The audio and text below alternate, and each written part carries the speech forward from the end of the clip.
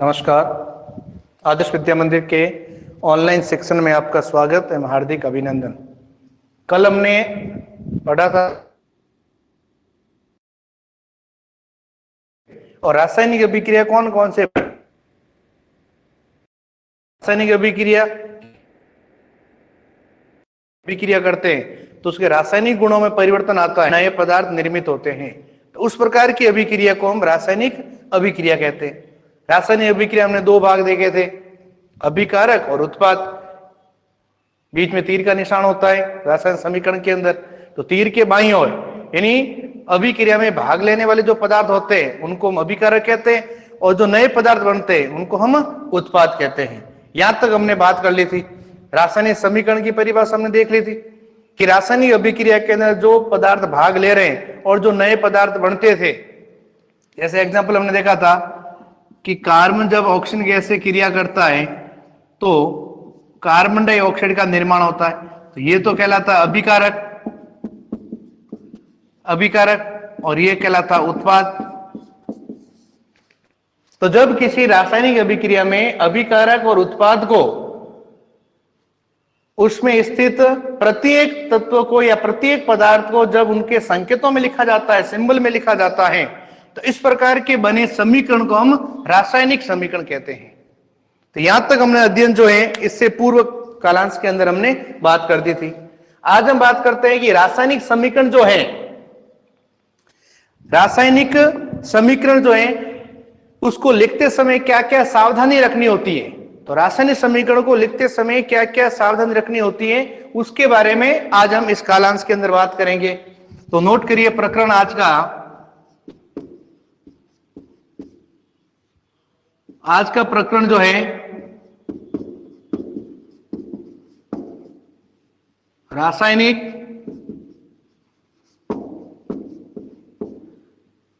समीकरण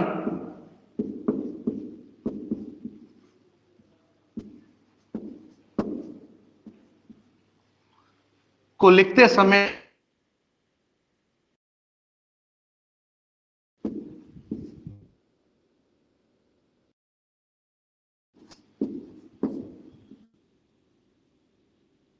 इन रासायनिक को कौन कौन सी होती हैं उसके बारे में आज अपन बात करेंगे।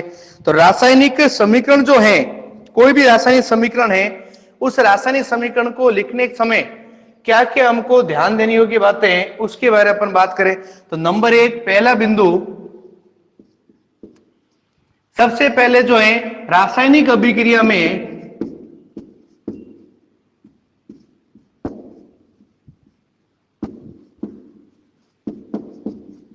नोट करते चलेंगे चार साथ में ताकि हमको याद भी रहे, नोट करते जाइए। रासायनिक अभिक्रिया में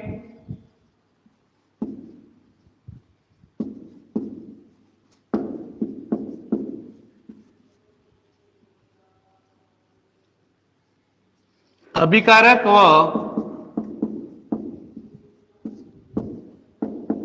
उत्पाद को उनके प्रतीक में लिखना।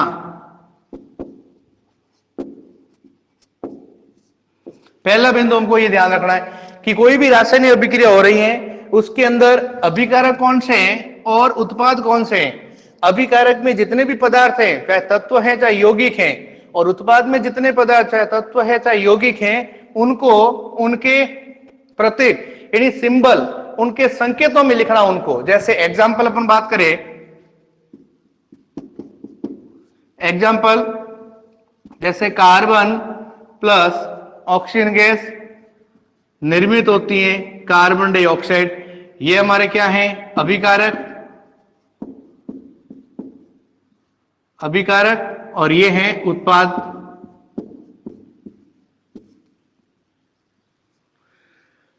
तो अभिकारक में कार्बन था, कार्बन का संकेत होता सी, ऑक्सीजन गैस है इसलिए O2, ऑक्सीजन का प्रतीक होता O। कार्बन डाइऑक्साइड में कार्बन का एक परमाणु और ऑक्सीजन के दो परमाणु, तो कार्बन डाइऑक्साइड यौगिक का सूत्र बन गया CO2। तो अभिकारक और उत्पाद को उनके संकेतों में लिखना, ये जानकारी। नंबर दूसरा बिंदु, रासायनिक अभिक्रिया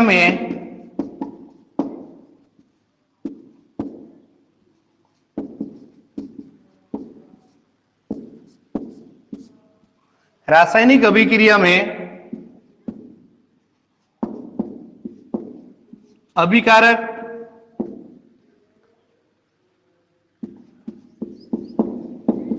तीर के बाईं ओर व उत्पाद तीर के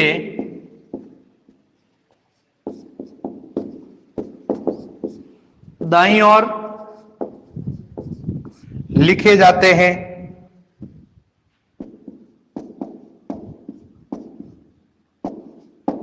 दूसरा बिंदु हमारा है कि किसी भी रासायनिक अभिक्रिया के अंदर अभिकारक जो भी होंगे उनको हमेशा तीर के इस ओर लिखेंगे। जैसे हमने इस एग्जाम्पल के अंदर लिखा, जैसे एग्जाम्पल ऑक्सीजन गैस और हाइड्रोजन गैस मिलके बनता है जल। तो हमने आपस में अभिक्रिया करने वाले पदार्थ क्या है? हाइड्रोजन गैस है और ऑक्सीजन गैस है। ये आपस में अभिक्रिया करने वाले पदार्थ है। तो अभिक्रिया करने वाले जो पदार्थ होते हैं, यानी अभिकारक जो होते हैं, उनको हमेशा रासायनिक समीकरण के अंदर तीर की बाईं ओर रखते हैं। तो ये हो गया अभिकारक।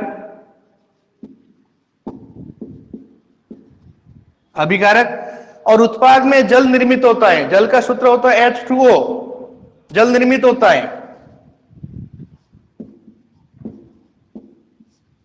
जल, तो जल क्या है? ये उत्पाद, जल उत्पाद। तो दूसरी बात हमको ये ध्यान में आती है कि रासायनिक अभिक्रिया में अभिकारक हमेशा हमको बाईं ओर रखना होता है तीर के, और तीर के दाईं ओर जो है हमेशा हमको उत्पाद लिखने होते हैं। ये दूसरी बात। तीसरी बात हमको ध्यान में करनी है, रासायनिक अभिक्रिया के अंदर जो भी रासायनिक अभिक्रिया हो रही है उनमें कौन कौन से पदार्थ हैं, उनकी भौतिक अवस्था के बारे में हमको ध्यान में आता है। तो भौतिक अवस्था जो है वो पदार्थ किस अवस्था में है, उस पदार्थ की भौतिक अवस्था क्या है, उसके बारे में भी जानकारी हमको रासायनिक समीकरण की ओर लिखते समय होनी चाहिए। तो तीसरे बिंदु हमको क्या ध्यान रखना? जी वीडियो क्लियर नहीं दिख रहा है। रासायनिक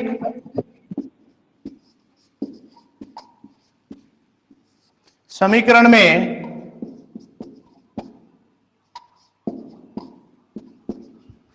अभिकारक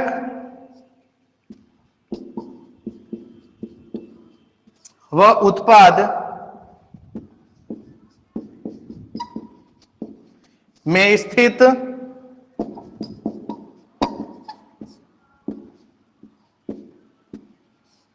प्रत्येक पदार्थ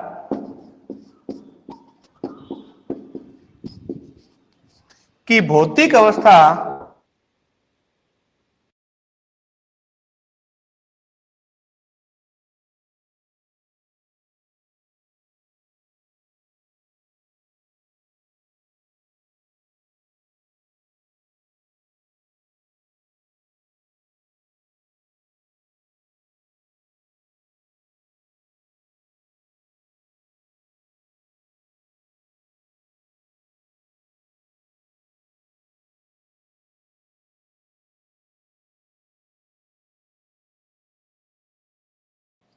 सामान्य रूप से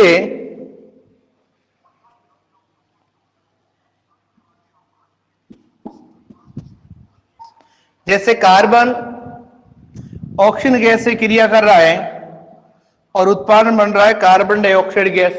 अब इसकी भौतिक अवस्था देखिए, ध्यान दीजिए। कार्बन कोयला, कार्बन होता है ठोस होता है, ठोस का सिंबल होता है S। ऑक्सीजन गैस है, गैस का सिंबल होगा G। कार्बन डाइऑक्साइड ये भी गैस है, तो गैस का सिंबल होगा G। जब हम किसी भी रासायनिक अभिक्रिया में यदि उनकी पदार्थों की भौतिक अवस्था को संकेत के रूप में लिख दिया जाए, भौतिक अवस्था क्या है उनकी, उन पदार्थों की, ये यदि उनको लिख दिया जाए तो हमको जानकारी हो जाती है रासायनिक समीकरण के अंदर कि रासायनिक समीकरण के अंदर कार्बन क्या है कि ठोस है, ऑक्सीजन क्या है गैस है, कार्बन डाइऑक्साइड क्या है गैस है। तो ये हमको थोड़ा ध्यान रखना।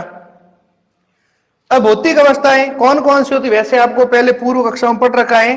भौतिक अवस्था जो होती है वो 4 होती है। पहले ठोस अवस्था, ये नोट करके लिख देना। ठोस अवस्था को बोलते हैं सोल्ड बोलते हैं, एस संकेत होता है इसका। द्रव अवस्था यानी लिक्विड, तरल पदार्थ।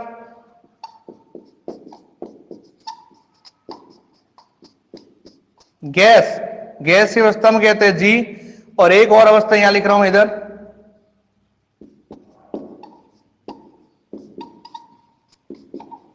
जलीय अवस्था यानी जल में घुलनशील, एक्यूटिक, जिसका सिंबल क्या होगा? एक्यू, एक्यूटिक। तो सामान्य रूप से भौतिक अवस्था जो होती है पदार्थ की वो 4 प्रकार की होती है। ठोस यदि कोई वस्तु है, पदार्थ है, तो उसको लिखेंगे एस संकेत करेंगे। द्रव के लिए लिक्विड, गैस के लिए जी करेंगे, और जलीय विलयन है उसको अपन करेंगे एक्यू। जल में घुलनशील है उसको हम करेंगे एक्यूटी करेंगे। जैसे सामान्य रूप से जो हमने उदाहरण लिखा था, एग्जाम्पल दूसरा, जैसे कल प्रकाश संश्लेषण क्रिया का, कि कार्बन डाइऑक्साइड गैस जब जल से क्रिया करती है तो सूर्य प्रकाश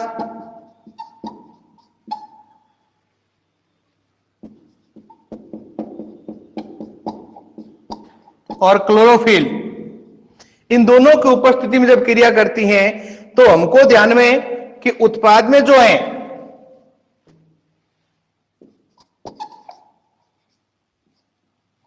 जलीय अवस्था, जलीय अवस्था कहते हैं एक्यूटी। तो उत्पाद में हमको ध्यान में कि ग्लूकोज का निर्माण होता है। कार्बन के 6 परमाणु, हाइड्रोजन के 12 और ऑक्सीजन के 6 परमाणु, प्लस ऑक्सीजन गैस विमुक्त होती है, प्लस कुछ मात्रा जल की रहती है। तो इसके अंदर कार्बन डाइऑक्साइड जो है वो एक्यूटिक है,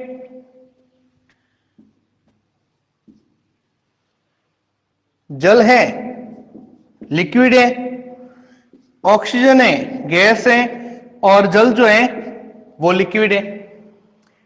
तो ये जो ग्लूकोज जब बना है, ग्लूकोज हम सामान्य रूप से हमारे जब शरीर की ऊर्जा जब कम हो जाती है, जब दौड़ते हैं भागते हैं हम, तो दौड़ लगाने के बाद में हमारे शरीर की ऊर्जा कम हो जाती है, थकान महसूस होती है।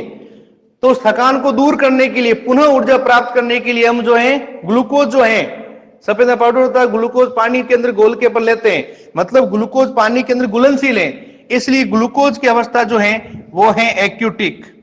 ये ग्लूकोज है, ग्लूकोज अवस्था है एक्यूटिक। तो इस प्रकार से हम किसी भी पदार्थ के सिंबल लिखकर ये पहचान कर सकते हैं कि वो पदार्थ, उस पदार्थ की भौतिक अवस्था किस प्रकार की है। इसके बाद में आगे अपन बात करेंगे अगला बिंदु,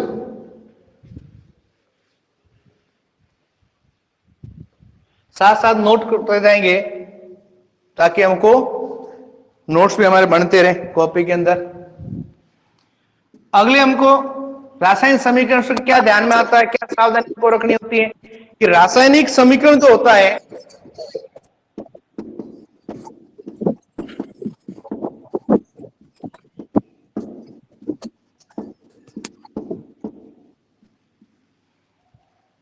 रासायनिक समीकरण में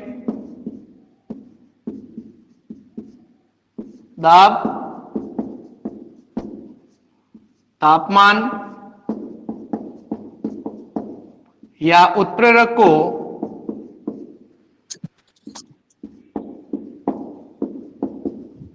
तीर के ऊपर लिखा जाता है।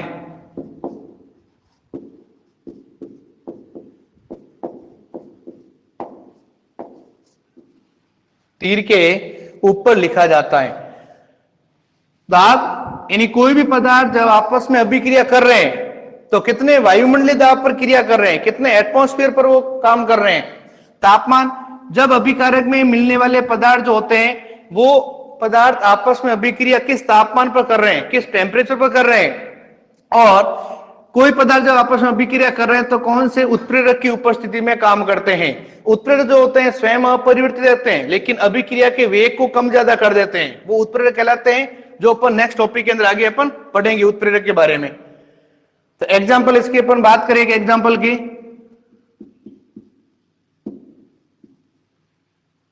कि कार्बन मोनोऑक्साइड CO, ध्यान अब ये रखना है कि कार्बन मोनोऑक्साइड सूत्र होता है CO और कार्बन डाइऑक्साइड गैस का सूत्र होता है CO2। ये दोनों चीज जो है वो हमको ध्यान में करनी है कि CO2 कार्बन डाइऑक्साइड का है और CO ये जो है वो है कार्बन मोनोऑक्साइड का। जब कार्बन मोनोऑक्साइड जो है हाइड्रोजन गैस से क्रिया करता है तो बनेगा एथिल अल्कोहल।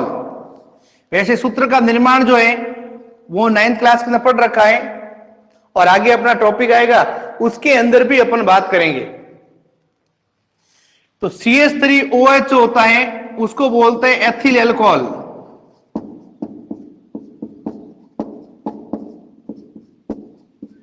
एथिल अल्कोहल या उसको बोलते हैं एथेनॉल।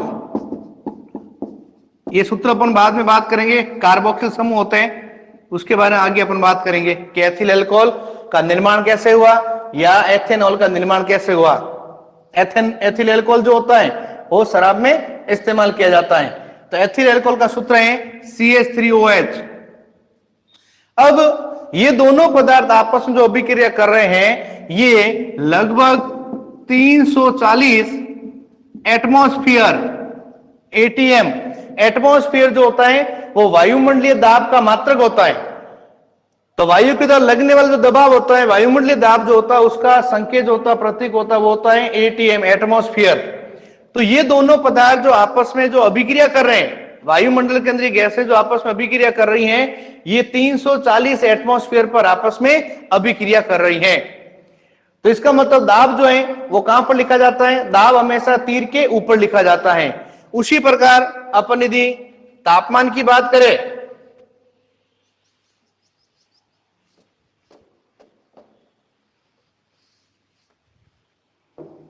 दूसरा एग्जांपल लेते हैं जैसे तापमान की यदि बात करें तो जैसे यही उदाहरण था प्रकाश संश्लेषण क्रिया कार्बन डाइऑक्साइड प्लस जल आपस में अभिक्रिया करते हैं तो निर्मित होता है glucose plus oxygen gas plus जल। अब दोनों पदार्थ जो आपस में जो अभिक्रिया कर रहे हैं प्रकाश संश्लेषण अभिक्रिया के अंतर्गत पेड़ पौधे से अपने भोजन बनाते हैं तो ये दोनों पदार्थ आपस में अभिक्रिया करेंगे तो ये सूर्य के प्रकाश की उपस्थिति में करेंगे और सूर्य का प्रकाश का मतलब टेम्परेचर यानी तापमान। तो तापमान हमेशा कहां लिखेंगे? तीर के ऊपर लिखेंगे। तो यहां पर हम लिखेंगे सूर्य का प्रकाश और क्लोरोफिल जो है हरित वर्णक होता ही है।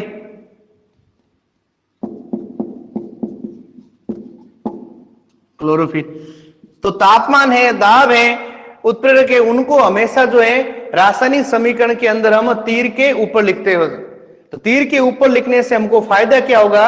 यदि हमारे समीकरण के अंदर ये 340 ATM लिखा हुआ है और प्रश्न आपको पूछ ले किस रासायनिक अभिक्रिया के अंदर ये पदार्थ जो हैं वो किस दाब पर आपस में अभिक्रिया कर रहे हैं तो जब हमको ध्यान में होगा कि तीर के ऊपर ये दाब लिखा हुआ है तो तुरंत हमको ध्यान पड़ जाएगा 340 एटमॉस्फेयर वायुमंडलीय दाब पर ये आपस में अभिक्रिया कर रहे हैं।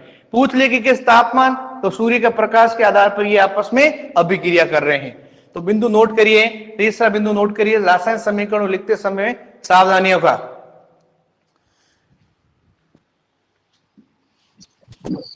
जी वीडियो क्लियर नहीं आ रहा है।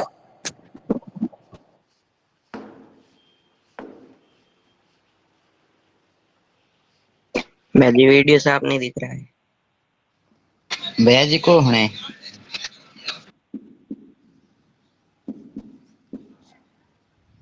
क्लोरोफिल है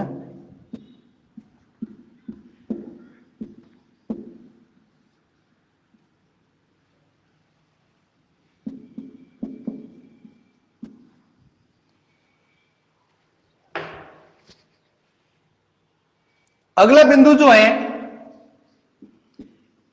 अगला बिंदु बड़ा महत्वपूर्ण बिंदु है, ध्यान देने योग्य बिंदु है कि रासायनिक समीकरण के अंदर हमने 9th क्लास के अंदर एक नियम पढ़ा था, द्रव्यमान संरक्षण का नियम।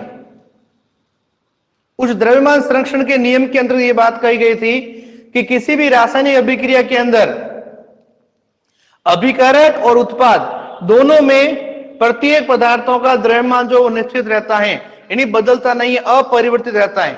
क्योंकि द्रव्यमान का न तो निर्माण होता है, न सृजन होता है, और न ही द्रव्यमान का विनाश होता है। यानी द्रव्यमान हमेशा संरक्षित रहता है, कभी बदलता नहीं है। सामान्य भाषा में अपने बात करें तो हमको ध्यान में है कि किसी भी रासायनिक अभिक्रिया के अंदर अभिकारक में जो भी पदार्थ हैं और उत्पाद में वही पदार्थ हैं, उन दोनों की परमाणु संख्या जो है वो दोनों और बराबर होनी चाहिए, यानी उनका द्रव्यमान जो है वो बराबर होना चाहिए। यही रासायनिक समीकरण के अंदर बात थी, द्रव्यमान संरक्षण नियम के अंतर्गत। तो एक बिंदु हमको ये ध्यान रखना है, रासायनिक समीकरण जो है, रासायनिक समीकरण में हमेशा जो है द्रव्यमान जो है वो संरक्षित रहता है। अगला बिंदु नोट करेंगे,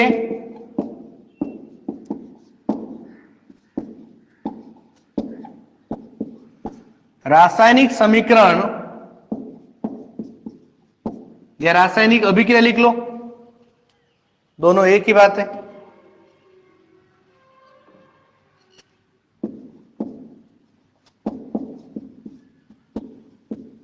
रासायनिक अभिक्रिया में अभिकारक व उत्पाद में स्थित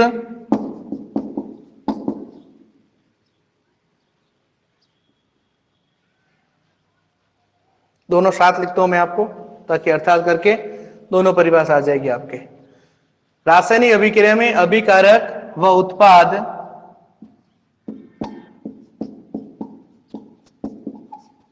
का द्रव्यमान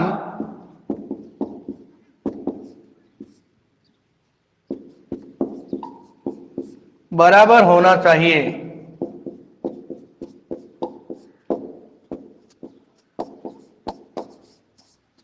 क्योंकि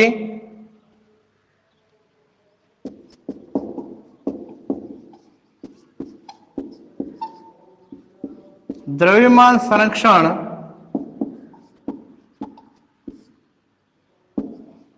नियम के अनुरूप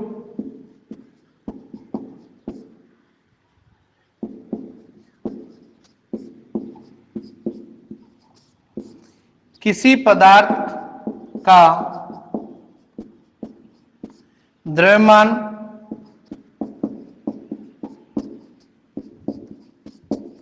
न तो सृजित होता है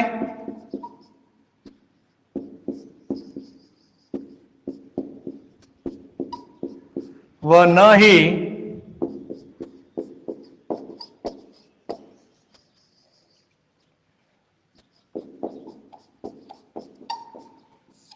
ही द्रव्यमान का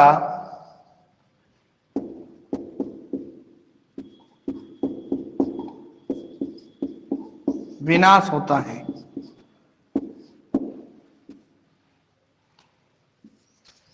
यानी कोई भी रासायनिक अभिक्रिया है, उसके अंदर अभिकारक में जो भी पदार्थ होंगे, उन पदार्थों का द्रव्यमान न तो सृजित होता है और न ही द्रव्यमान का विनाश होता है। इन अभिकारक और उत्पाद में प्रत्येक परमाणु का द्रव्यमान जो है वो संरक्षित रहता है, बदलता नहीं है, चाहे वो किसी भी पदार्थ के साथ में अभिक्रिया कर ले।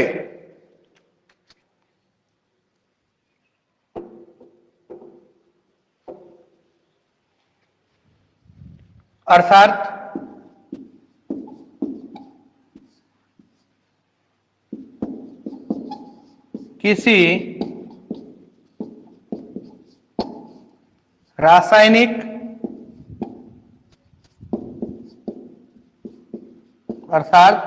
किसी रासायनिक अभिक्रिया में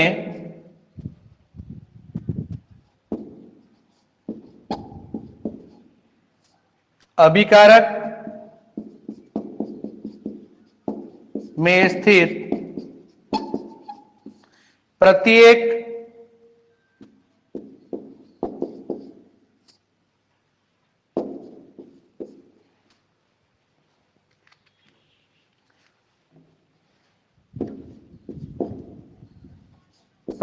पदार्थ की परमाणु संख्या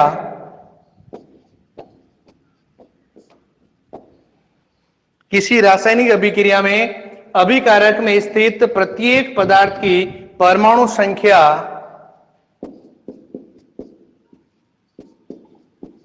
उत्पाद में भी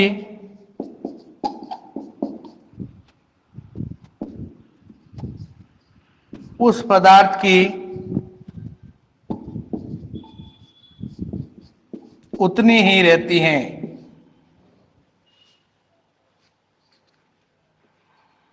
उतनी ही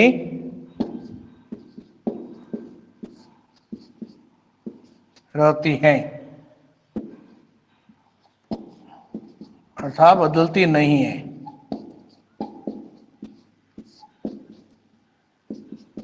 अर्थात बदलती नहीं है। ये रासायनिक अभिक्रिया का नियम है। रासायनिक समीकरण के अंदर कोई भी पदार्थ, चाहे वो अभिकारक में और वापिस वही पदार्थ उत्पाद में, तो उसकी परमाणु संख्या बराबर होगी दोनों और बराबर यदि नहीं है तो वो समीकरण कंकाली समीकरण कहलाता है और उसको बराबर करना पड़ता है। बराबर किसके नियम के अकॉर्डिंग हम करते हैं? द्रव्यमान संरक्षण नियम के अकॉर्डिंग करते हैं।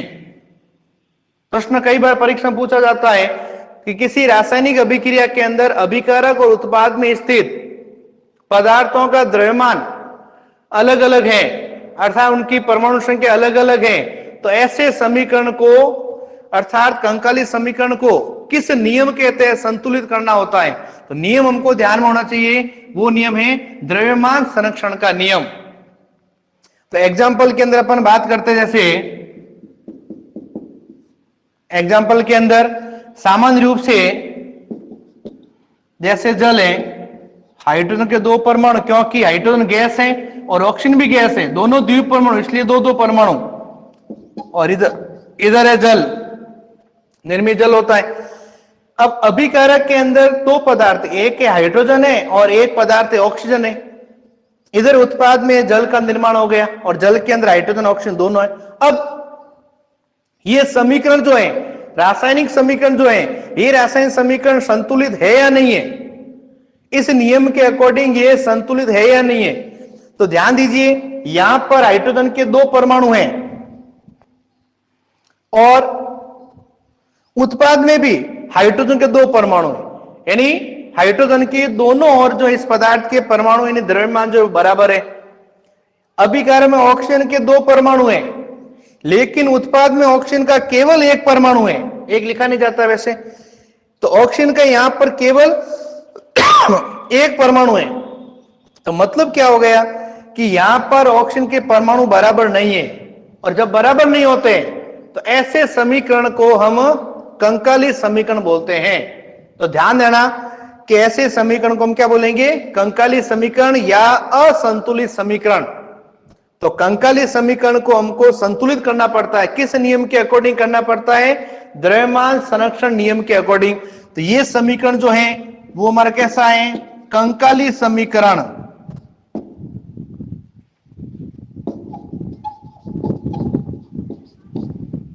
कंकाली समीकरण या उसको कहेंगे असंतुलित समीकरण।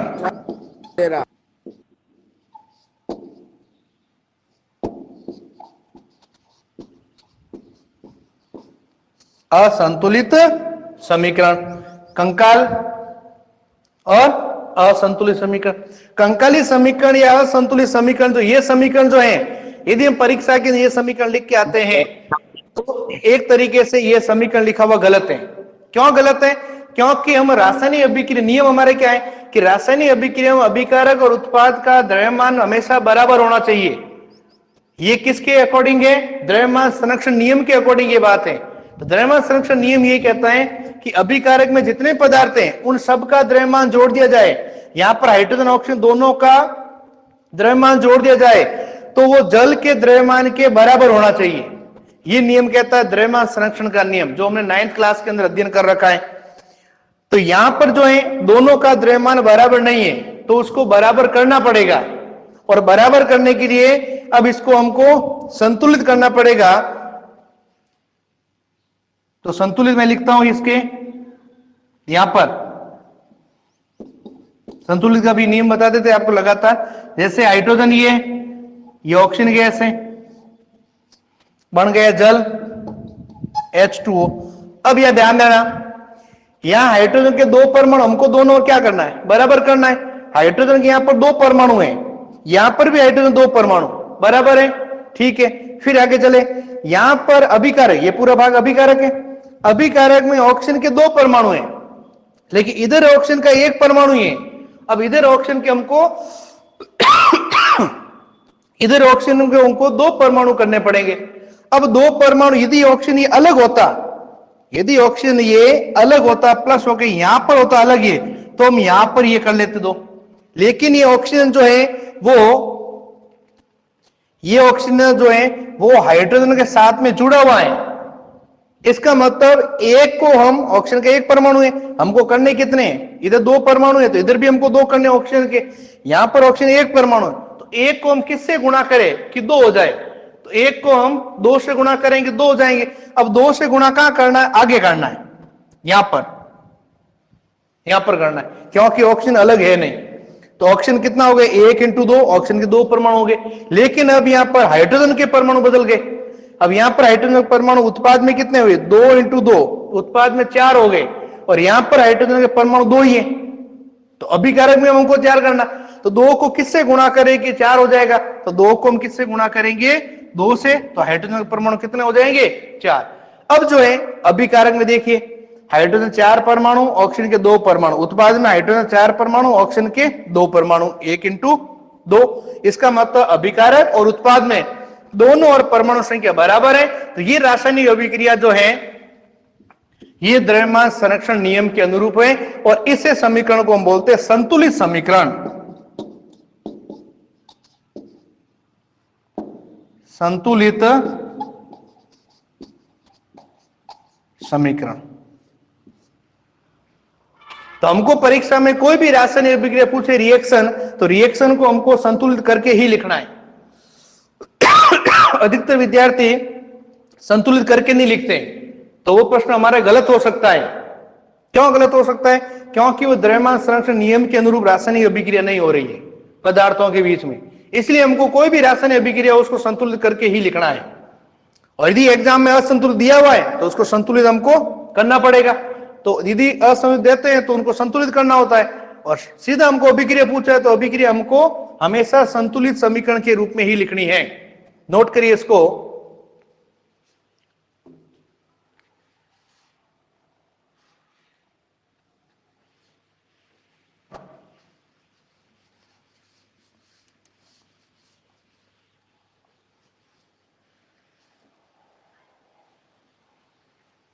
इससे आगे जो है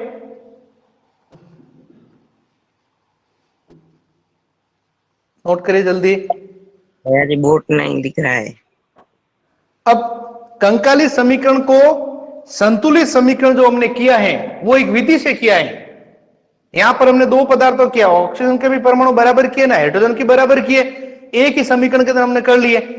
और अलग अलग अपन करते हैं तो इस विधि को कहते हैं हीट एंड ट्रायल विधि। तो एक बिंदु नोट कर दिए, नोट डालकर इसी बिंदु के अंदर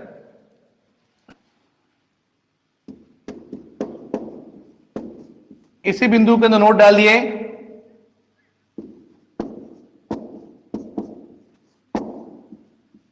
असंतुलित समीकरण को, रासायनिक समीकरण पूरा लिख लो।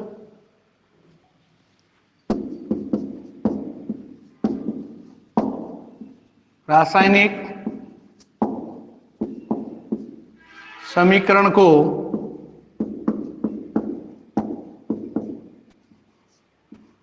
कंकाली समीकरण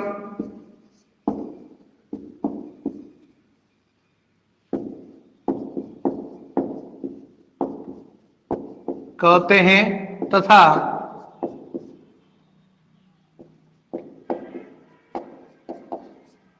द्रव्यमान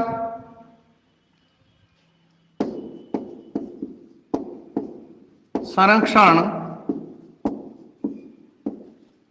नियम के तहत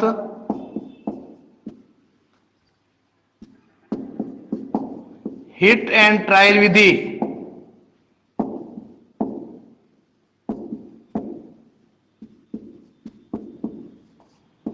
हिट एंड ट्रायल विधि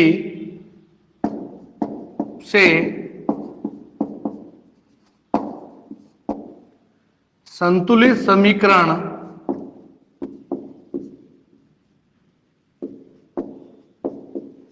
बनाया जाता है।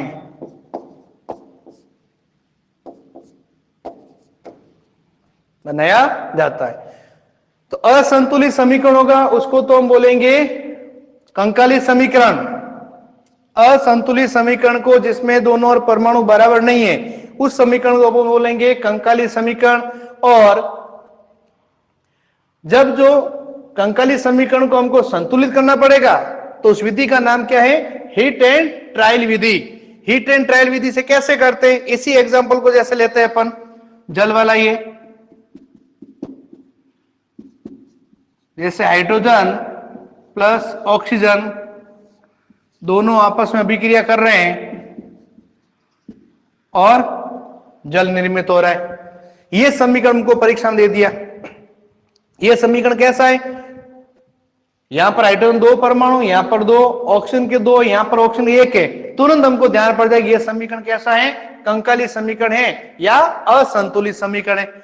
अब इस असंतुलित समीकरण को हिट एंड ट्रायल विधि से संतुलित करना है, सीधा एक ही समीकरण में नहीं करना। वो कैसे करते स्टेप में वो देखिए। ये क्या है? कंकाली समीकरण या असंतुलित समीकरण।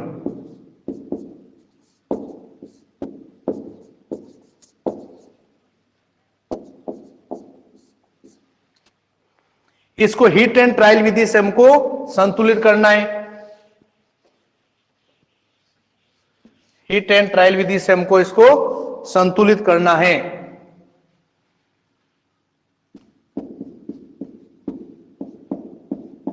हिट एंड ट्रायल विधि से, हिट एंड ट्रायल विधि से इसको संतुलित करना है। पहला भाग, पहला चरण, समीकरण लिखेंगे H2 प्लस O2 दोनों आपस में अभिक्रिया करके जल निर्मित कर रहे हैं। सबसे पहले एक पदार्थ को संतुलित करेंगे। जैसे हाइड्रोजन 2 है, इधर 2 है बराबर, ऑक्सीजन यहां 2 है, यहां पर ऑक्सीजन 1 ही है, तो इस ऑक्सीजन को इधर भी 2 करना है। तो 1 को किससे गुणा करेंगे? 2 हो जाएगा। तो 1 को हम 2 से गुणा करेंगे, 2 हो जाएगा। तो 1 को 2 से गुणा करना है, तो 2 से गुणा कहां करना है? यहां नहीं करना है, हमको यहां पर करना है। इसका मतलब यहां पर ऑक्सीजन हमारा संतुलित हो गए, लेकिन पूरा समीकरण हमारा संतुलित नहीं हुआ है। तो दूसरा स्टेप अपन करेंगे आगे, H2 प्लस O2 बराबर 2H2O। ये तो समीकरण में पहले बात कर दिया था। अब दूसरे स्टेप हम क्या कर रहे हैं? हाइड्रोजन को बराबर कर रहे हैं। यहाँ हाइड्रोजन परमाणु 2 हैं, यहाँ हाइड्रोजन परमाणु 2 इंटू 2 कितने? 4 है। तो इधर भी हमको 4 करना है। तो 2 को किससे गुणा? 4 हो जाएगा। 2 से गुणा करेंगे, तो 2 को 2 से गुणा करेंगे 4। तो ये समीकरण जो है, ये समीकरण जो है वो कैसा समीकरण हुआ? हमारा संतुलित समीकरण।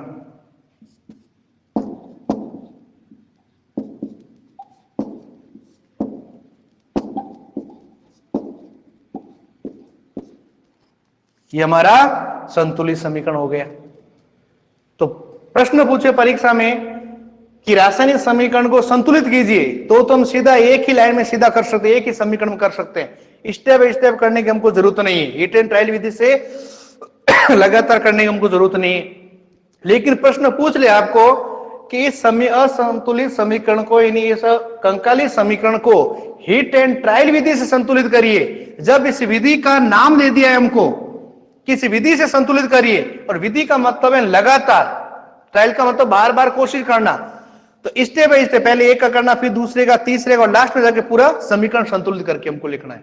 जब हम अलग अलग चरणों में हम लिखते हैं तो उस विधि को कहते हैं हिट एंड ट्रायल विधि।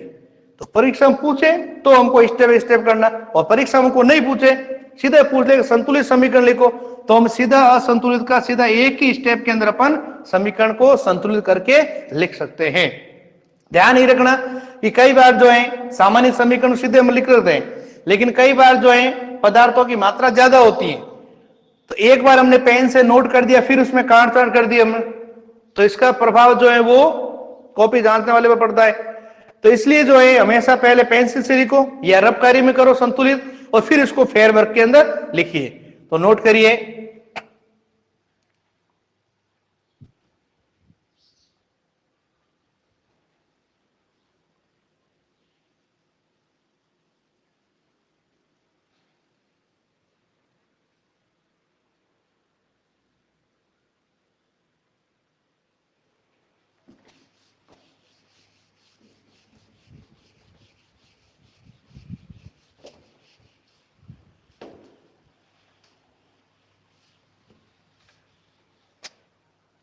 एक प्रश्न हल करेंगे होमवर्क के अंदर।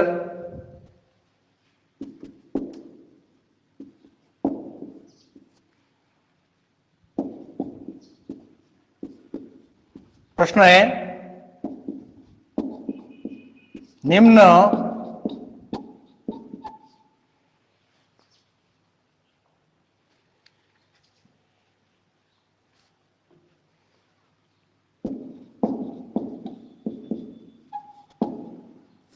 असंतुलित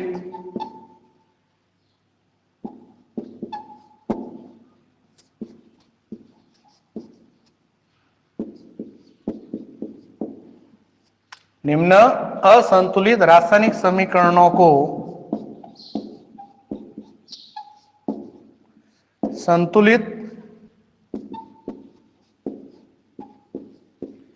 समीकरण में परिवर्तित कीजिए।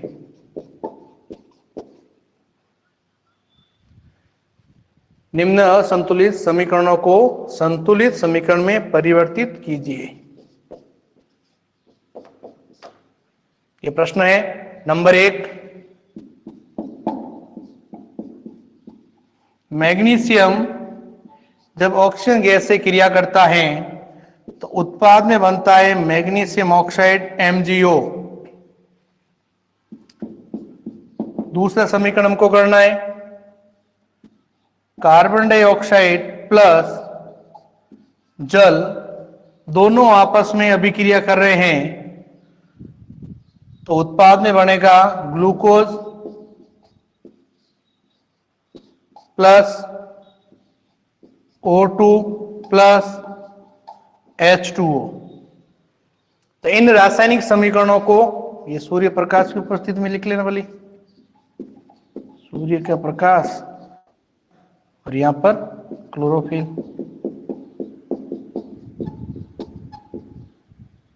नहीं लिखे तो भी कोई दिक्कत नहीं, और लिख भी ले तो भी कोई दिक्कत नहीं। तो इस समीकरण को हमको संतुलित करना, दोनों समीकरणों को। तो आज का टॉपिक हमारा हुआ कि रासायनिक समीकरणों को लिखते समय क्या क्या सावधानी रखनी होती है, क्या क्या हमको ध्यान रखना होता है, उसके बारे में मुख्य मुख्य बातें। और वेरी मोस्ट इंपोर्टेंट बात जो है वो यही है द्रव्यमान संरक्षण के नियम की। ये बात विशेष रूप से हमको ध्यान करना है। इसका प्रश्न परीक्षा में कई बार पूछा जाता है, असंतुलित समीकरण को संतुलित समीकरण में परिवर्तित कीजिए या हीट एंड ट्रायल विधि से कीजिए। तो ये थोड़ा ध्यान रखना। इसके बाद में अपन नेक्स्ट टॉपिक के अंदर पढ़ेंगे रासायनिक अभिक्रियाएं कौन कौन सी होती हैं और प्रत्येक अभिक्रियाओं को परिभाषा और उदाहरण द्वारा अपन समझेंगे। धन्यवाद।